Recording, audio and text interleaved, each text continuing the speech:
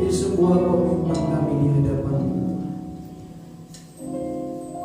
Kami mau belajar untuk tetap cinta Tuhan dan untuk tetap setia. Sekalipun situasi seringkali tidak mendukung, tetapi satu hal yang kami tahu bahwa Tuhan sudah melakukan yang terbaik buat hidup kami. Tuhan sudah memberikan yang terbaik untuk hidup kami. Bahkan Engkau rela mati di atas kayu salib untuk kami, orang-orang yang berdosa, sehingga kami memperoleh keselamatan yang Engkau. Itu sebabnya kami mau sampaikan kepada Tuhan, kami mau berkata terima kasih Tuhan buat kemurahan Tuhan, buat kebaikan Tuhan, buat kasih sayang Tuhan, buat anugerah Tuhan yang tidak dapat kami ungkapkan dengan kata-kata. Terlalu indah, terlalu ajaib, terlalu besar kasih-Mu untuk kami. Sebabnya kami ada pagi hari ini Tuhan.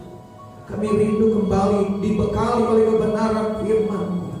Seperti seorang bapa yang sedang berbicara kepada anaknya, demikianlah kami menjadi anak-anak-Mu Tuhan. Kami rindu dengar suara-Mu kembali, suara yang memberikan kekuatan, suara yang memotivasi, suara yang memulihkan, suara yang memberkati kami semua. Dan kami percaya kuasa firman-Mu bekerja, tak kalah ditaburkan. Firman-Mu mengandung janji, firman-Mu mengandung kuasa. Di dalamnya ada kesembuhan, di dalamnya ada pemulihan, di dalamnya ada kelepasan, di dalamnya ada berkat, di dalamnya ada keajaiban. Biarlah pagi hari ini adalah pagi yang diberkati oleh Tuhan. Dan kuasa firman itu dilepaskan untuk kami semua. Hati kami terbuka untuk ditabur oleh kebenaran firman-Mu. Berbicaralah firman-Mu, berbicaralah bagi kami. Dan kami percaya firman-Mu itulah menjadi jawaban kami pagi hari ini, pagi jawaban untuk kami menerima mujizat daripada Tuhan. Siaplah kami menikmatinya di dalam nama Tuhan Yesus Kristus. Semua yang percaya siap diberkati Tuhan sama-sama kita katakan amin. Sekali lagi kita lakukan yang paling meriah untuk Tuhan. Haleluya. Puji Tuhan. Silakan duduk Bapak Ibu Saudara. Shalom. Shalom. Saya percaya bisa lebih kuat lagi. Shalom. Salam sejahtera dalam kasih Tuhan. Kita bersyukur kepada Tuhan kalau pada hari ini atau pagi hari ini kita diberikan kesempatan oleh Tuhan.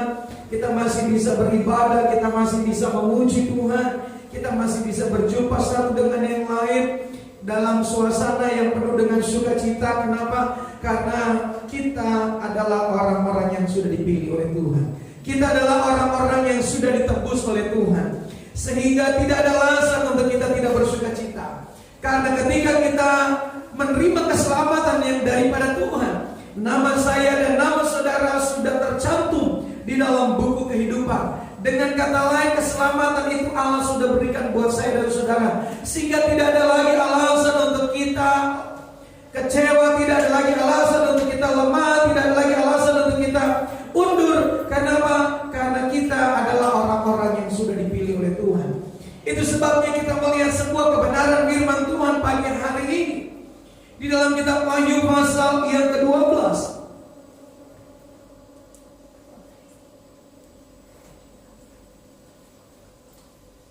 Yang lainnya boleh diingat dulu. Wahyu pasal yang ke-12 dari ayat yang ke-10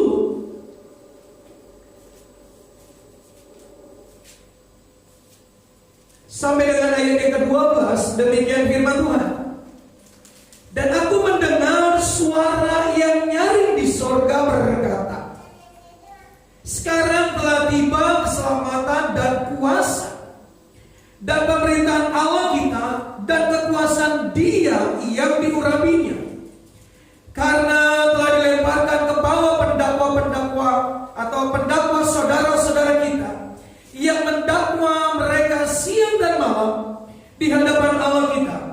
Dan mereka mengalahkan Dia oleh darah anak domba dan oleh perkataan kesaksian mereka. Karena mereka tidak mengasihi nyawa mereka sampai ke dalam maut. Karena itu bersukacitalah hai surga,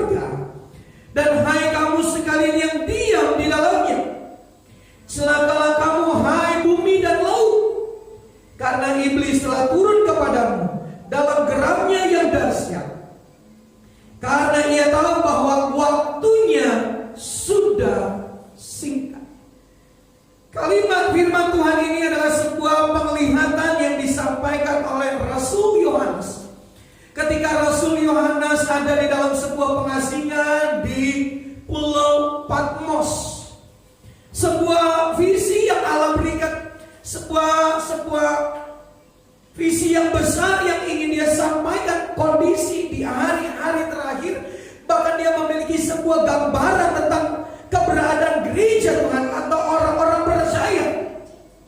Di dalam ayat yang ke-10 dikatakan, dan aku mendengar suara yang nyaring di surga.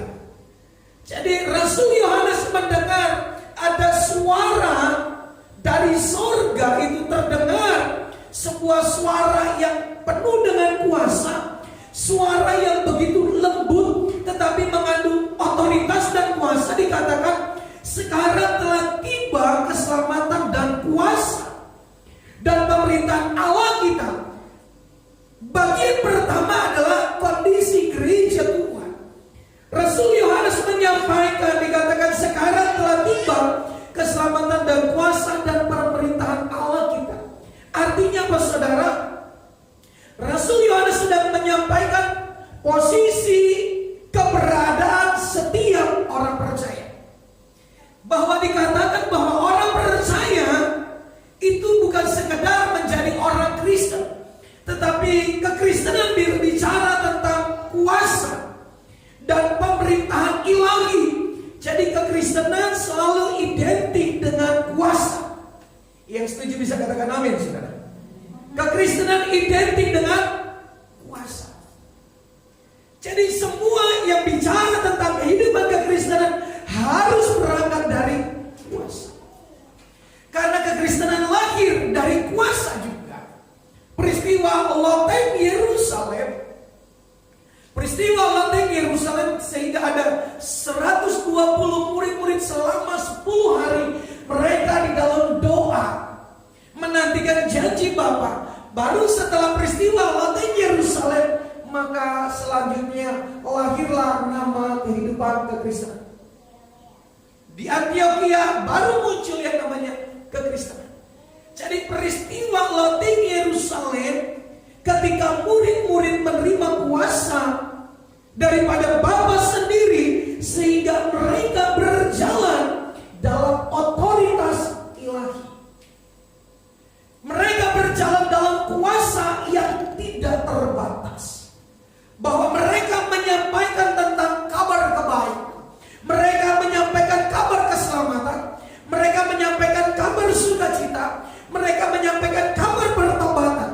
Sehingga kembali lagi Rasul Yohanes menyampaikan hal ini, bahwa sekarang telah tiba keselamatan. Benar, keselamatan itu sudah Allah berikan melalui pengorbanan Yesus di atas kayu salib. Tetapi selanjutnya bagian gereja Tuhan, bagian orang percaya harus berjalan di dalam otoritas ilahi yang tidak terbatas. Atau gereja Tuhan orang percaya harus berjalan dalam kuasa Pentakost. Jadi keberadaan kehidupan kekristenan bukan sekedar bagaimana saya hidup di dalam berkat Tuhan, bagaimana hidup saya memiliki fasilitas. Tidak salah Bapak Ibu Saudara, tidak salah. Tetapi bukan itu orientasi dari kehidupan kekristenan. Kekristenan tidak berbicara tentang berapa banyak mobil yang kau miliki, berapa banyak rumah yang kau miliki, berapa banyak apartemen yang kau miliki, berapa banyak saldo yang kau miliki. Bukan bicara tentang fasilitas. Tetapi kehidupan kekristenan berbicara tentang otoritas ilahi, berbicara tentang kuasa yang menyertai setiap orang percaya. Ada orang kaya tetapi tidak memiliki otoritas kuasa. Lebih parahnya lagi kalau dia orang yang tidak memiliki apa-apa, sudah miskin lantas tidak memiliki kuasa. Itu sebabnya kembali gereja Tuhan harus dikembalikan kepada esensi yang sesungguhnya, yaitu gereja orang percaya yang berjalan di dalam otoritas ilahi, berjalan dalam kuasa yang tidak terbatas.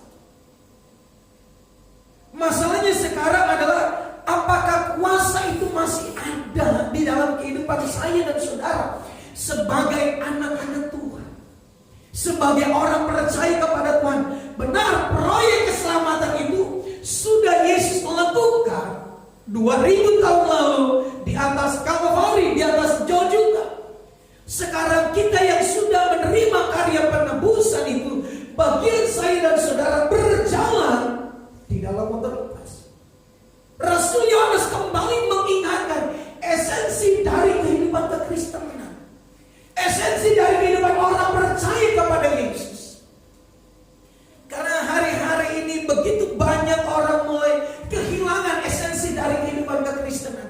Sehingga di dalam mereka beribadah, di dalam mereka melayani Tuhan, tidak ada sebuah gairah. Sedang kehilangan otoritas, sedang kehilangan kuasa. Kuasa yang mengendalikan hidupnya tidak lagi maksimal.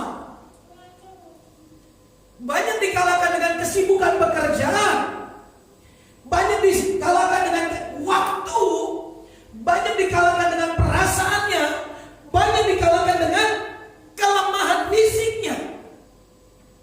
Berapa banyak kehidupan kekristenan sedang kehilangan hal ini, sehingga dianggap yang penting saya percaya saja. Oh, tunggu dulu. Benar, karya salibnya, karya penebusan itu setelah selesai Yesus lakukan. Tapi tanggung jawab moral dan tanggung jawab spiritual kita yang sudah menerima keselamatan itu harus progres, harus berjalan dengan otoritas ilahi, dengan kuasa dari tempat yang maha tinggi.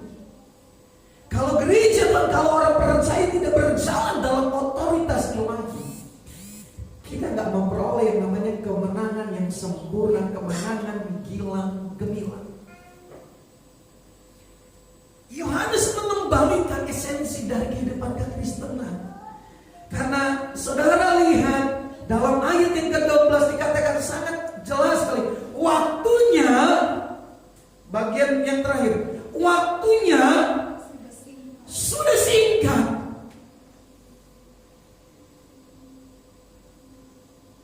Ketika manusia jatuh di dalam dosa, manusia kalah dengan waktu. Manusia dipenjarakan dengan waktu. Manusia dibelenggu dengan waktu. Padahal esensi dari keberadaan manusia awalnya adalah melampaui batasan waktu dari kekekalan kepada kekekalan. Tapi ketika Adam dan Hawa jatuh di dalam dosa, maka ada waktu yang memisahkan sehingga manusia mengalami yang namanya kematian. Tetapi korban Yesus di atas kayu salib untuk menghapuskan segala sesuatunya itu, dosa kutuk itu dihapuskan, sehingga kita dikatakan sebagai orang-orang yang sudah ditebus. Sekarang tanggung jawab moral kita, tanggung jawab spiritual kita adalah berjalan dalam kuasa dan otoritas ilahi. Jangan mau kita diperbudak dengan waktu lagi. Jangan mau kita diperbudak dengan segala sesuatunya yang pada akhirnya kita gak memiliki sebuah passion, satu kegairahan untuk mencari Tuhan, kegairahan untuk datang di hadapan hadirat Tuhan. Karena dia gak mampu lagi mengendalikan situasi. Hari-hari ini situasi akan semakin berkecamuk, saudara. Situasi akan menekan saya dan saudara untuk menarik saya dan saudara dari hadiratnya. Apapun juga, kondisi akan selalu berupaya menarik saya dan saudara. Iblis memakai situasi yang ada di sekitar. Dia tidak bisa menghantam kita secara langsung, tetapi dia bisa memakai dengan segala macam strategi dan cara supaya saya dan saudara ditarik dari hadirat Tuhan. Dengan berbagai macam cara, 1000 macam cara. Seperti dia pernah menjatuhkan Adam dan Hawa, seperti dia pernah menjatuhkan Kain, seperti dia pernah menjatuhkan yang lainnya juga. Maka strategi yang sama juga dia tahu persis. Waktunya sudah sangat singkat, sehingga dia akan berupaya sedemikian rupa untuk menjatuhkan saya dan saudara, untuk menjatuhkan orang-orang percaya. Sehingga ada muncul di dalam diri kita rasa enggan, ada muncul di dalam diri kita ada rasa kemalasan, ada muncul di dalam diri kita ketidakpuasan. Iblis dengan berbagai macam cara, saudara. Tujuannya adalah supaya saya dan saudara meninggalkan hadirat Tuhan. Itu sebabnya Yohanes kembali mengingatkan posisi kedudukan saya dan saudara sebagai orang yang sudah menerima keselamatan dari Tuhan, ditempatkan begitu rupa, berjalan dalam otoritas ilahi. Sekarang telah tiba keselamatan dan kuasa. Saya baru sampai bahasan kuasa. saudara masih memegang dan memiliki kuasa yang dari Tuhan? Pertanyaannya hari ini, saudara. Ataukah kehidupan kekristenan kita hanya sekedar yang penting hari Minggu saya beribadah, yang penting saya tercantum di identitas saya ada namanya status kekristenannya, di KTP atau identitas yang lain agama Kristen. Itu cukup. Oh, tunggu dulu, saudara. Boleh tercantum di dalam KTP, belum tentu tercantum di dalam.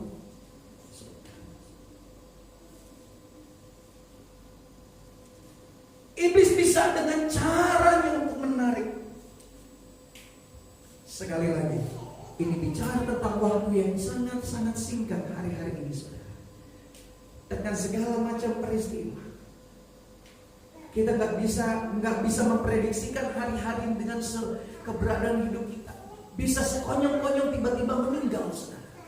Pertanyaan waktu dipanggil Tuhan, kira-kira dia dalam kondisi beriman kepada Yesus, atau dia sedang dalam kondisi kecewa, atau dalam kondisi tawar hati, atau dalam kondisi kemarahan, atau dalam kondisi kebencian.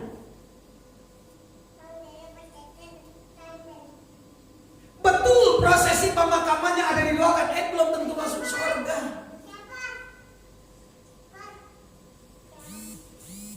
Kita nggak pernah tahu. Peristiwa hari ini memberikan sebuah pelajaran yang sangat mahal buat saya dan saudara, bahwa kematian itu bisa sesaat saja, saudara. Kita melihat sekarang, tidak hanya jemaat, sampai kepada tokoh-tokoh agama pun bisa meninggal dalam sekejap, selesai. Dan gak ada orang bilang tekbal, saudara. Gak ada orang bilang kebal dengan kematian. Semuanya bisa sesaat. Betul, Daud menuliskan, pemazmur katakan, kematian itu hanya selangkah. Artinya salah saja bisa mati. Hal yang sama juga dengan Usa Perez, saudara tahu. Satu kali Daud sedang membawa tabut perjanjian Tuhan untuk dipindahkan, dibawanya ke Yerusalem dengan menggunakan sapi atau lembu, saudara. Dengan begitu sukacita mereka. Ini prosesnya benar baik menurut ukuran manusia, tapi tidak dengan menurut ukuran Tuhan. Suatu ketika tabut itu hampir jatuh, tergelincir, saudara. Dan apa yang terjadi, saudara, ketika dia tergelincir? Seorang yang bernama Usa itu coba menangkap tabut itu. Niatnya baik, saudara. Niatnya baik untuk supaya tidak jatuh. Apa yang terjadi, saudara? Mati, saudara. Niat baik belum tentu berkenan di hati Tuhan, itu bisa selesai. Apalagi ketika kita dipanggil Tuhan dalam kondisi kecewa, dalam kondisi marah, dalam kondisi pahit, dalam kondisi kebencian. Siapa yang tahu hati kita, saudara? Siapa yang tahu hati saudara? Hanya saudara dan Tuhan yang tahu keberadaannya. Sekalipun dengan peti jenazah yang mewah gitu kan, saudara. Atau sebaliknya karena kena COVID akhirnya hanya sebisa mungkin dibungkus, selesai. Silakan, Anda mau dimakamkan di Pondok Ranggon, Anda mau dimakamkan di San Diego Hills, bukan menjadi ukuran. Waktu yang begitu singkat ini pembelajaran untuk kita. Kira-kira siap?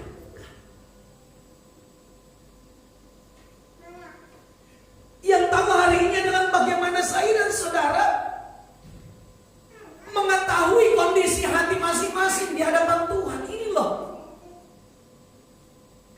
orang yang memiliki kuasa otoritas ilahi, yang pertama, dia mampu memanage karakter hidupnya.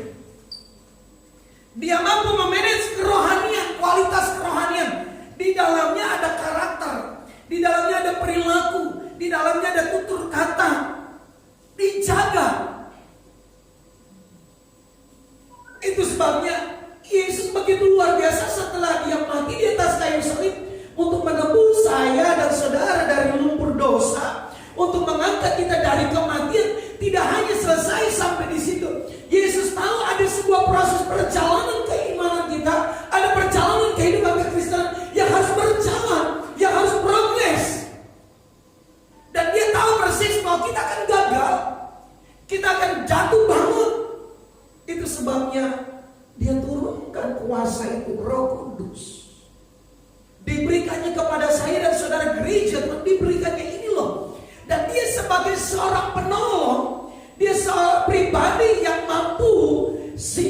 pribadi yang menuntut, dia pribadi yang menjagamu di bawah, saudara. Dan kita berjalan dalam kuasa itu, saudara. Dalam proses perjalanan dengan kuasa itu, dia menegur kita ketika kita salah, dia memperbaiki kelakuan kita, dia memperbaiki tutur kata kita, dia memperbaiki cara berpikir kita, dia memperbaiki kualitas kerohanian kita, semakin progres. Dia akan memulai dari keberadaan hidup kita dulu, saudara. Di dalamnya dia melakukan pembenahan. Di dalamnya dia melakukan perbaikan-perbaikan. Karakter kita diubahkan, cara berpikir kita diubahkan, sikap hati kita yang diubahkan. Itu yang pertama, kuasa itu akan bekerja untuk di dalam diri kita. Selanjutnya kuasa itu akan bekerja keluar, memberikan sebuah impact, memberikan sebuah dampak. Sempurnanya kasih karunia yang Allah berikan buat saya dan saudara, selain pengorbanan dia di atas kayu salib, dia juga memberikan Roh Kudusnya. Kita nggak pernah tahu berapa lama Tuhan percayakan saya dan saudara hidup di dalam dunia ini. Nggak ada yang tahu, saudara. Malaikat Jibril aja nggak tahu berapa lama saya dan saudara bisa hidup di dalam dunia ini. Hanya Tuhan yang tahu batasan waktu kita sampai ada di dalam dunia ini sampai kapan. Tetapi selama dalam sebuah perjalanan kehidupan keimanan kita, kekristenan kita, kita harus berjalan dalam otoritas ilahi, berjalan dalam kuasa yang tidak terbatas itu, saudara. Supaya apa, saudara? Supaya kita dikategorikan orang-orang yang menang. Dan disampaikan juga bisa sesaat, sewaktu-waktu terjadi sesuatu dan kita akhirnya dipanggil oleh Tuhan. Kita nggak pernah tahu. Yang bisa kita lakukan adalah mengizinkan kuasa itu tinggal dan berdaulat dan merestruktur kembali keberadaan hidup kita. Itu yang Tuhan mau lakukan buat saya dan saudara. Di hari-hari ini kembali gereja Tuhan, orang percaya dikembalikan. Ini loh esensi dari kehidupan kekristenan sesungguhnya. Berjalan dalam kuasa ilahi, berjalan dalam kuasa adikodrati yang tidak terbatas itu. Menyadarkan saya, menyadarkan saudara, hari ini benar. Kekristenan bukan bicara tentang sejauh mana kita pencapaian hidup kita yang sifatnya fana. Kalaupun kita diberkati dengan mobil, kalaupun kita diberkati dengan rumah, kalaupun kita diberkati dengan saldo, kalaupun diberkati dengan promosi jabatan, itu tidak membawa saya dan saudara kepada kekekalan. No. Itu gak bawa. Itu cuma bonus untuk saudara bisa nikmati di dalam dunia ini. Jadi bukan itu orientasi kehidupan kekristenan kita. Orientasi kehidupan kekristenan kita adalah berjalan dalam kuasa yang tidak terbatas itu. Untuk apa kita punya semua fasilitas, kalau kita katakan akhirnya kita kehilangan nyawa kita, saudara. Luar biasanya firman Tuhan buat saya dan saudara pagi hari ini mengingatkan kembali. Iya ya. Sekarang fokus perjalanan kekristenan kita apa, saudara?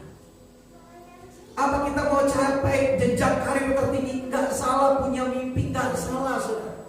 Punya keinginan gak salah, gak salah. Tapi kalau itu yang menjadi orientasi, menjadi fokus kehidupan kekristenan kita sudah gagal, saudara. Kita mati sebelum waktunya.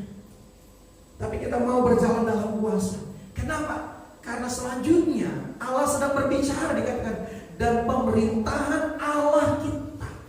Kalau bicara tentang pemerintahan, ini bicara tentang tatanan, saudara. Ini bicara tentang sistem, yaitu kingdom, living kingdom. Jadi tentang bagaimana kehidupan kekristenan dalam tatanan ilahi kerajaan Tuhan. Berbeda sekali. Sekalipun ada begitu banyak orang memberikan sebuah gambaran tentang pemerintahan dunia dengan pemerintahan ilahi, seringkali hampir disama-samakan, enggak, jauh berbeda. Jauh berbeda. Sangat berbeda. Pemerintahan ilahi dengan pemerintahan dunia itu seperti kutub utara dan kutub selatan, berbeda jauh. Nggak bisa disamakan. Kalau pemerintahan dunia adalah saling membalas, pemerintahan ilahi enggak, saudara. Yesus sudah mengajarkan, kalau kau ditampar pipi kanan, kasih pipi kiri. Beda. Iya, saudara. Kalau pemerintahan dunia, bagaimana caranya saya mencapai keuntungan yang lebih banyak? Yang lain boleh rugi, tapi pemerintahan ilahi enggak, saudara. Saya akan lebih banyak berkorban supaya yang lain-lain bisa memperoleh kehidupan. Beda kan, saudara? Bertolak belakang sekali pemerintahan ilahi dengan pemerintahan dunia. Sangat berbeda. Pemerintahan ilahi orientasinya untuk Tuhan. Pemerintahan dunia adalah kepuasan diri. Sangat berbeda. Itu sebabnya kita gak akan pernah bisa masuk dalam sistem pemerintahan ilahi kalau perjalanan kehidupan kekristenan kita di tahapan yang kedua tidak terpenuhi berjalan dalam kuasa Tuhan. Karena kalau kita nggak berjalan dalam kuasa Tuhan yang mendominasi hidup saya dan saudara, kita akan menjadi orang yang egois, kita akan menjadi orang yang tamak, kita akan menjadi orang yang sombong, kita menjadi orang yang tidak peduli. Tetapi ketika saya dan saudara berjalan dalam otoritas ilahi, dalam kuasa Tuhan, maka yang selalu diingatkan kepada saya dan saudara adalah bagaimana perilaku Yesus, bagaimana tindakan Yesus, bagaimana karakter Yesus. Ini yang paling utama. Kalau tahapan pertama keselamatan itu sudah tiba, itu saya gak bahas, karena itu proyeknya Yesus. Proyek saya dan saudara adalah berjalan dalam otoritas ilahi supaya kita masuk dalam tahapan yang berikutnya, yaitu pemerintahan Allah kita. Sistem pemerintahan. Kita gak akan pernah bisa masuk dalam sistem tataran pemerintahan ilahi kalau karakter dan kehidupan kekristenan kita, keimanan kita tidak mengalami sebuah proses. Gak akan pernah bisa. Kita bersyukur kalau masih diingatkan oleh Rasul Yohanes. Iya ya, kehidupan kekristenan kita itu gak bicara tentang makan, minum, pakai, gak hanya bicara tentang itu. Tetapi dia sedang menempatkan posisi saya dan saudara, dikembalikan, diingatkan kembali bahwa kita memiliki sebuah kuasa yang membawa kita dalam sebuah pertumbuhan iman, sehingga kita masuk di dalam sebuah tatanan sistem pemerintahan ilahi. Karena kalau kita tidak masuk dalam pemerintahan ilahi, kita dikategorikan orang yang akan dicampakkan ke dalam dapur perapian. Di sana ada kertak gigi dan ada tangisan. Di sana belatung ulat itu tidak pernah mati. Artinya neraka yang kekal, saudara. Tapi saya dan saudara adalah orang yang berjalan dalam otoritas ilahi, maka kita masuk dalam bilangan sistem pemerintahan ilahi. Dan kekuasaan dia yang diurapi, karena dia telah dilemparkan ke bawah pendakwa saudara-saudara kita. Dengan kata lain begini, saudara, kalau kita tidak berjalan dalam otoritas ilahi dan hidup dalam tatanan pemerintahan ilahi, kita akan mudah dikalahkan oleh iblis. Gereja akan kehilangan otoritas. Kalau gereja tidak memiliki kegairahan untuk mendapatkan kuasa itu sendiri. Hari-hari ini dengan situasi yang sedang terjadi, gereja Tuhan harus kembali. Selanjutnya di ayat-ayat berikutnya, saudara, dikatakan bahwa untuk mengalahkan iblis, apa saudara? Para pendakwa itu oleh darah anak domba Allah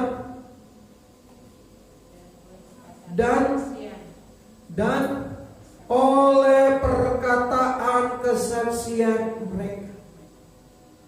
Kita mundur, saudara. Kisah para Rasul pasal yang kedua. Saya tutup dengan kalimat ini, saudara.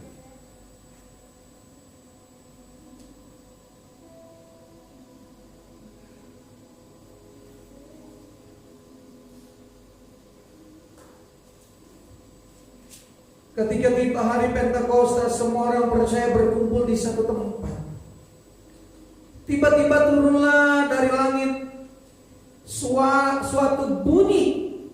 Bukankah sama peristiwa Yohanes? Jadi Yohanes juga punya pengalaman di sini. Yohanes ada bersama-sama dengan murid-murid yang lain. Dia masuk dalam bilangan 120 murid-murid. Peristiwanya hampir mirip kisahnya, saudara. Dia mendengar suara, dia mendengar sebuah bunyi seperti tiupan angin keras yang memenuhi seluruh rumah di mana mereka duduk, dan tampaklah mereka melihat ada lidah-lidah seperti nyala api yang bertebaran dan hingga pada mereka masing-masing. Dan ketika mereka penuh, maka penuhlah mereka dengan Roh Kudus. Lalu mereka, apa saudara? Lalu mereka mulai berkata-kata dalam bahasa-bahasa lain yang seperti yang diberikan oleh Roh itu kepada mereka untuk mengatakannya. Bahasa apa sih? Kita lihat bahasa apa saja. Ayat yang ke-8, bagaimana mungkin kita masing-masing mendengar mereka berkata-kata dalam bahasa kita, bahasa kita sendiri, yaitu bahasa yang kita pakai di negeri asal kita. Kita orang Partia, Media, Elam, penduduk Mesopotamia, Yudea dan Kapadokia, Pontus dan Asia, Frigia dan Pamfilia, Mesir dan daerah-daerah Libya yang berdekatan dengan Kirene, pendatang-pendatang dari Roma, baik orang Yahudi maupun penganut agama Yahudi, orang Kreta dan orang apa saudara? Orang Arab. Kita mendengar mereka berkata-kata dalam bahasa kita sendiri tentang perbuatan-perbuatan besar yang dilakukan Allah. Jadi apa kesaksiannya, saudara? Tentang perbuatan-perbuatan Tuhan yang besar. Bukan bicara tentang diri kita, tapi tentang perbuatan-perbuatan. Jadi dampak dari ketika orang berjalan dalam kuasa Pentakosta, kuasa ilahi, mereka akan berkata-kata tentang perbuatan Tuhan. Bukan menjelekan orang, bukan menyakiti hati orang dengan perkataan, tapi dengan perbuatan-perbuatan Tuhan yang gagah perkasa. Dia menyampaikan tentang perbuatan-perbuatan Tuhan yang gagah perkasa, perbuatan-perbuatan Tuhan yang besar. Tujuan saya dan saudara diberikan kuasa supaya saya dan saudara memperkatakan perbuatan Tuhan yang besar. Ini kesaksiannya. Dan itu yang akan mengalahkan iblis hari-hari ini, saudara. Itu sebabnya Rasul Petrus kembali juga mengungkapkan, kalau engkau ingin melihat hari-harimu baik, mari memperkatakan perkataan yang penuh dengan kuasa. Perkataan-perkataan yang mengubah iklim hari-hari ini, saudara. Berjalan dalam otoritas ilahi dan memperkatakan perbuatan-perbuatan Tuhan yang besar. Itulah esensi dari kehidupan kekristenan. Kekristenan adalah sebuah pengalaman rohani antara Allah dengan manusia, antara manusia dengan Allah. Itulah kekristenan yang sejati. Kekristenan tidak bicara tentang fasilitas dunia, tapi kekristenan bicara tentang pengalaman rohani. Itu sebabnya menjadi orang Kristen dia harus punya pengalaman rohani, berjalan dalam kuasa Tuhan, berjalan dalam otoritas ilahi untuk menyampaikan perbuatan-perbuatan Tuhan yang gagah perkasa, untuk menyampaikan perbuatan-perbuatan Tuhan yang besar. Bagaimana kita bisa menceritakan tentang kedahsyatan Tuhan kalau kita sendiri tidak mengalami kedahsyatan Tuhan? Bagaimana kita bisa berbicara tentang kebaikan Tuhan kalau kita tidak mengalami kebaikan Tuhan? Bagaimana kita bisa bicara tentang keajaiban-keajaiban tentang Tuhan kalau kita sendiri belum mengalami? Itu sebabnya gereja Tuhan, orang percaya harus punya pengalaman dengan kuasa Tuhan itu sendiri, supaya lewat perkataan kita ini orang boleh terkagum-kagum tentang Tuhan. Bahkan tadi sudah dikatakan ada berapa banyak bangsa-bangsa, bahkan ada Arab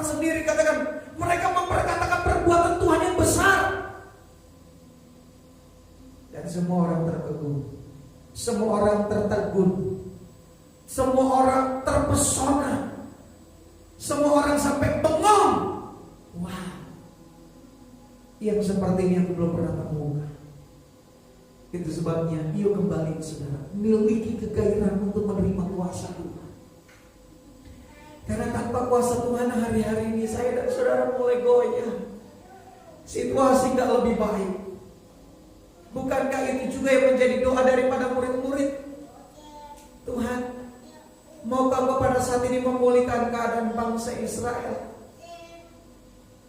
Tuhan bilang, engkau gak perlu tahu waktu dan masanya. Tetapi kalau Roh Kudus turun ke atas kamu, maka engkau akan menjadi saksiku. Engkau akan menjadi saksiku di Yerusalem, Yudea, Samaria, sampai ke ujung. Mungkin kita saat ini dalam bilang, Tuhan, sampai kapan pandemi, sampai kapan kesusahan? Engkau gak perlu tahu masanya. Tapi kalau Roh Kudus turun ke atasmu, engkau akan melakukan perbuatan-perbuatan Tuhan yang besar. Engkau akan memperkatakan perbuatan Tuhan yang besar karena engkau alami sendiri. Di tengah kondisi hari-hari ini, yang kita minta adalah kuasa Tuhan itu turun kembali dalam gereja Tuhan. Saya dan saudara kembali menikmati kuasa yang tidak terbatas itu. Sehingga ada begitu banyak perbuatan-perbuatan Tuhan yang akan Tuhan lakukan.